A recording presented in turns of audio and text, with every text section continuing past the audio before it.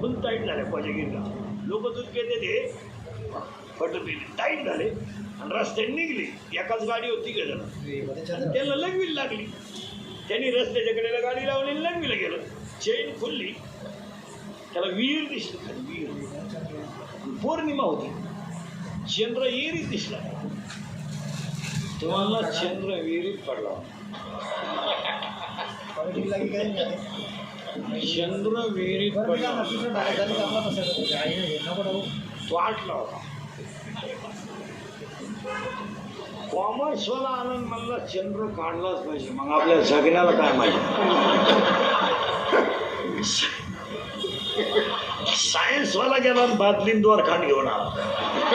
प्रयोगाशिवाय विज्ञान नाही. त्यांनी बादली सोडली, टाईट व्हायला होते. बादली पाण्याला भरल्यामुळं जड झाली. त्यांनी वर ओढली, ती कुठली कपारीत. त्यांनी न्याट लावून ओढली आणि ताटकन द्वारखांड तुटलं. उताने पडले माग. मग एक पडल्या पडल्या म्हणला, एका रट्यात वर गेला.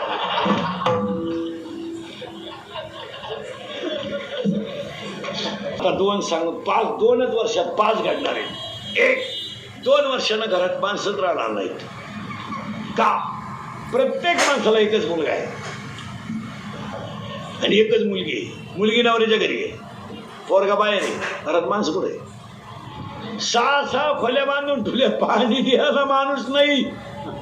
म्हातारी आजारी पडली तर म्हातारा दवाखान्यात नेतो. म्हातारी आजारी पडली तर म्हातारा बादलीनं पाणी आणतो. माणसं कुठे? पोरग सर्व्हिसला असल्या त्याला घरी, आणि त्याच्या मागे व्यापा आहेत तेवढे. सासऱ्याची बायपास आहे, लहानी मेवणी परीक्षेला गेली ती अजून येईना, मग का निकाल घेऊन येते का, लय अडचणी त्याच्यात. आई बाप्पा पाहायला वेळ नाही.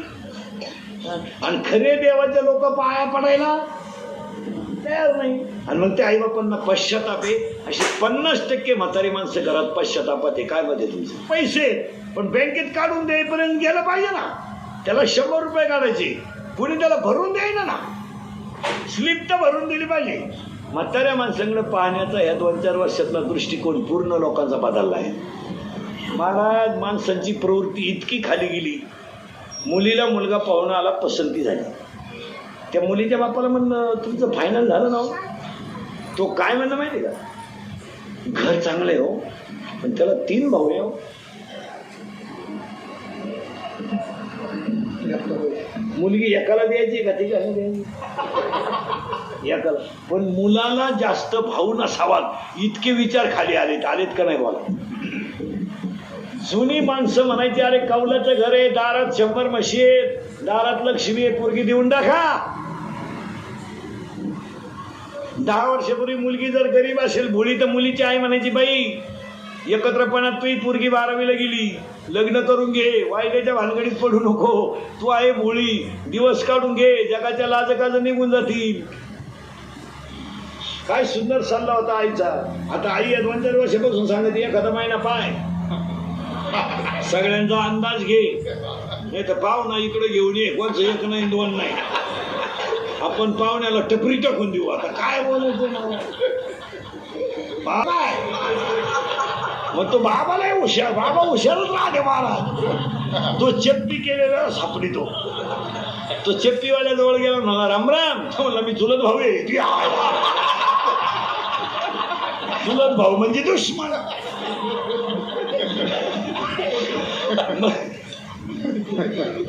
मग जो खरा मालक राहतो तो गुतेल राहतो, ताटावते तीळ सोडा. हात्याला सापडे गेला, आता काय करीन. रामराम. तो तर याच्या पुढचा निघाला. तो म्हणला काय तुमचं आमच्या वडिलांवर प्रेम, तुम्हाला प्रेमाला वाघ पेट्रोल पुरते ते. तुम्हाला तुला कळत नाही का मी उघड आहे. मग ताटली ते तरी 80 दे.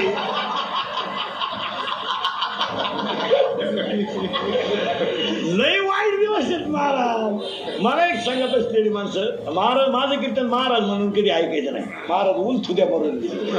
महाराज कीर्तन सांगल्यावर का मरण गंजबो आहेत, पण तुमचा मुलगा म्हणून ऐका, तुमच्यातला म्हणून ऐका. एखादं वाक्य तुम्हाला विनोद वाटलं. आणि ही कीर्तन आता आपल्या माणसांना काळाची मरणला महाराज मरणार नाही 5-25 वर्ष. पण तुम्हाला आपली आठवण येणार ना. घरात माणसं राहणार नाही, दहावी बंद होणार, नोकरी मिळणार नाही. आणि सगळ्या पोरांना सांगतो, नोकरीच्या नादी लागण्यापेक्षा व्यवसायाकडे वळा. आज ती काळाची गरज आहे. धंदा थोडा कमी होईल नाही तर 5 वाजता नगरच्या चौकात पाणीपुरीची गाडी लागती, टोकरी लावते, त्याला जागा लागत नाही, पाण्याची टाकी लागत नाही. 15 रुपयाला 5 पुरे, 3 रुपयाला 1. बरं पुरी केवढी? जर चांगला शेतकरी सोडला ना त्या टोकरीवर, फक्त टोकरीच माणूस महाराज 2 तासात 1000-1500 रुपयाचा गल्ला होतोय, 500 रुपयाला मरण नाही. पुन्हा घरी जाऊन कपडे बिपडे बदलून शेंट बिंट मारून फिरायला मोकळा. फुटाण्याची गाडी पाहिली ना तुम्ही? एवढेच फुटाणे, एवढंच मडक आहे, एकच लाकूड आहे त्या माडक्याला, येळभर धूर निघतोय. मग कवा जळतोय ते लाकूड जळेल दाखवा मला तुम्ही कधी. सारखा धूर. बरं त्याचं माप तर कोणत्या कंपनीला बनवून दिलाय काय कळत नाही. एवढंच आहे, पण भरीतही लय भारी हलवून झाले ते. 10 फुटाने 2 रुपये. त्या पिळकावण्यात 1 गुटला, 9च राहिले. ऊग हडताना 1 गेला, 8च राहिले. आपण लय पेर असल्यामुळे टरफलच तोंडात आले, फुटाने गेले. त्यांनी जागा घेऊन बंगले बांधले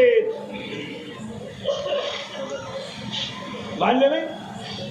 केरळवरून हवा भरायला आले, 5 रुपयासाठी रात्री 2:30ला उठत आहे. पानं घेऊन आलेत हायवेला. पाना 3 गुंठ्याचे मालक झाल्यात आणि त्यांनी आपली पोरं गाड्या खोलाय ठेवल्या. MP UPची ट्रक जर बंद पडली ना आपल्या हायवेला, ते किन्नर आणि ड्रायव्हर गाडी खाली झोपल्या. रिलॅक्स. आपले 12 वाजेपर्यंत बाहेर जेव्हा त्या लिंबू पिळून बायको देखणी करतात, गड्याच्या हात खाल्या. गडी त्याला असा वाढीतो, त्याचा शिंबूड पडला तरी म्हणतो लिंबू पिळ, लिंबू पिळ. भेळीचं दुकान 30 रुपयाला भेळ आहे. भेळ केवढ्याला आहे? 30 रुपयाला. भेळीवाल्याचं माप सांगतो माझ्या हातात पा. चौकणी 1 कागद खाली, आडवा 1 कागद, उभा 1 कागद. कागद झाले लाया. स्वस्त आहे ना. लाया, शेव,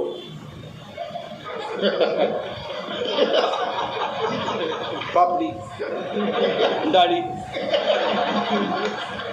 चांगल्या लोकांना त्यांनी याजाने पैसे दिले. तुम्हाला असं वाटत नाही का आपण भावला ते का काय काय? तुम्हाला काय आता माया पुढे बसलं का? खरंय खरंय खरंय. मी निघून गेलो का? धंदा आहे त्यांचा. दिली ठोकून आमच्या, चालले घरी. नाही मग याला कुठेतरी कंट्रोल. मामाच मोकळा हिंडत त्या मामाला रे किती एक. तुला भाऊ एकटाच एक. अति कल्याण. त्या मामाला रे 1. आणि तुला भाऊ 1 भाऊ आहे का? जो जास्त प्रयत्न करेल तोच गड काबीज करेल.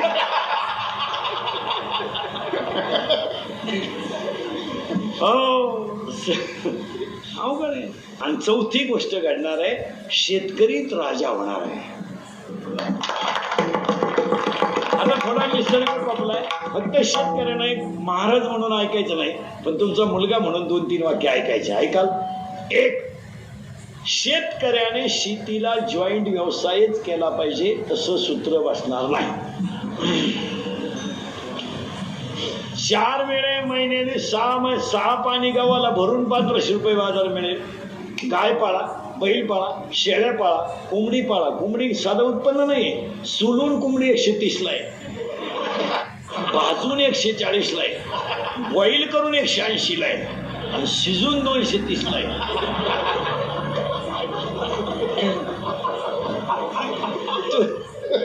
तुम्हाला नाही सुधारायचं काय? तुम्हाला नाही महाराज. पण किराणा आणि भाजीपाला जर वरच्यावर सुटेल तरच शेतकरी तरेल. माझं काय मत आहे? ज्या शेतकऱ्याच्या दारात 10 लिटर दूध आहे त्या शेतकऱ्याच्या घरात आजही कुटुंब खाऊन पिऊन सुखी आहे. आणि आधार असल्याशिवाय शेतकरी जगू शकत नाही. आणि शेतीचे उत्पन्न कमी होण्याचं कारण 1. वारंवार त्या जमिनीत तेच पीक. 2. अतिरिक्त तणनाशकाचा वापर. 3. शेणखताचा अभाव. 4. बांधाला झाडं नसल्यामुळे पिकाला ऑक्सिजन नाही. 5. पिकाच्या पाण्याचं नियोजन नाही. आणि 6. केमिकल युक्त खतं वापरल्यामुळे जमिनीचा pH कमी झाला, जमीनच राहिली नाही. सुशिक्षित लोकांनी ऐका, पाण्याचा पिण्याचा pH 7 ते 7.5 पाहिजे. 7 ते 7.5. आज आपल्या जमिनीतलं पाणी पाऊस विहिरीतलं काय झालंय, वांग्याला कांद्याला भरलेलं पाणीच विहिरीत गेलंय आणि तेच पाणी परत येत आहे. त्या पाण्याचा pH झालाय 8.5 9.5 आणि pH वाढल्यामुळं केमिकल युक्त खतामुळे जमिनीत मिनरलच राहिले नाही. जमीन फक्त काळी दिसते. आता ही urea, ammonium sulphate, super phosphate ही जी खत आहेत ही टॉनिक आहे. बेल खाऊन जोगतो का माणूस? अर्ध्या भाकरीत संध्याकाळपर्यंत राहतो. बाजरीत कस आहे आणि मग शेणखतामध्ये इफेक्ट दमा नाही. पण जुन्या माणसांनी कधी 20-20 पोते ज्वारी काढली, त्यांनी काय करायचं, म्हशी उन्हाळ्यात म्हशीच वावरात बांधायच्या.